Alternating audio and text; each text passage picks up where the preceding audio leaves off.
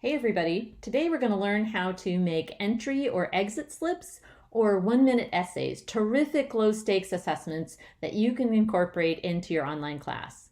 So head on over to your Google Drive and create a new Google form. So click on new, find the Google form link and click on that. That'll create a new Google form for you. Go ahead and title it something descriptive, maybe using your course name. And then something that indicates what type of assessment it is. Also name the file. And then click on the untitled question there.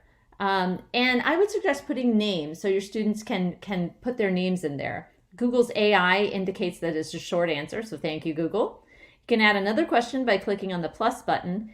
And for this, because it's an entry slip, I'm going to put a question that prompts students to bring something they've done prior to class to the table.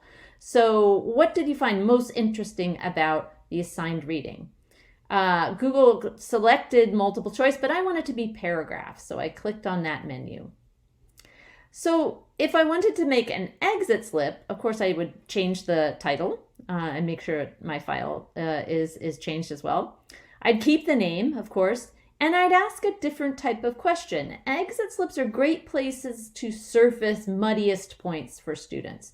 So here I'm asking, what concept did you have the most trouble understanding in today's lecture? Okay. So that'll help you as an instructor get a sense of whether or not your students are tracking important concepts. I would keep it at paragraph.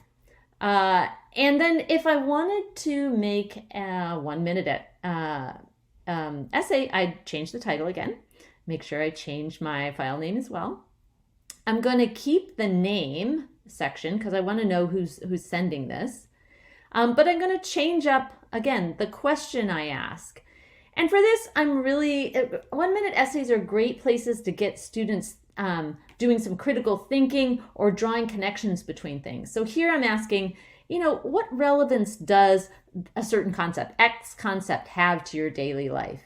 You could even broaden it a little bit and ask, how might X concept be relevant in daily life? And I can see this being really applicable in STEM courses, for example. So once I've got that question set, and I've decided I want to kind of send it along to my students, I navigate up toward the purple send button, and that'll open up a box where I can share. The easiest way to share is to click on the link icon, click on the link itself, and copy it. And then you can take this URL and put it where it makes sense in your Canvas course. It could be an assignment, you could embed it in a page, and students would be able to access it there. Now, the great thing is you can go back into your form and see the responses by clicking on the response link there. There are no responses in this because no one's taken it, but if someone had, they'd be here.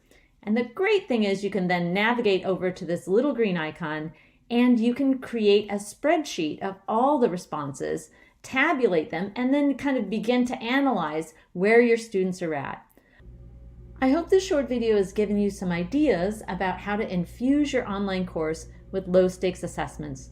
Low-stakes assessments can really boost your learners' confidence and make your course a lot more active.